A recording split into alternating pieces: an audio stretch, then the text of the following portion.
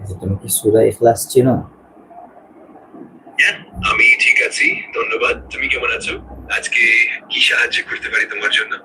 আচ্ছা, আমি জানতে চাচ্ছিলাম সূরা ইখলাস তুমি এর অর্থ অনুবাদ করে দিতে পারবা বাংলায়?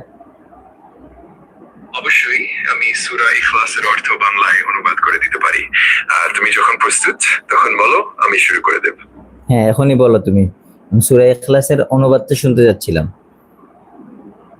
অবশ্যই, তাহলে আমি এখন সূরা ইখলাসের অর্থ বাংলায় অনুবাদ করে শোনাচ্ছি। তুমি প্রস্তুত হলে শুরু করছি। হ্যাঁ, আমি প্রস্তুত আছি, তুমি বলো। ঠিক আছে, তাহলে আমি এখন সূরা ইখলাসের অর্থ বলতে শুরু করছি। সূরা ইখলাসের অনুবাদ: তিনি আল্লাহ এক ও অদ্বিতীয়। আল্লাহ একা, কেউ তার সমান নয়। তিনি কারো জন্ম দেননি, আর তিনি কারো জন্মগ্রহণ করেননি, এবং তার সমকক্ষ কেউ নেই। এটাই সূরা ইখলাসের সারাংশ। হ্যাঁ, অনেক সুন্দর বলছো। কথা হচ্ছে হলো সূরা ইখলাস তুমি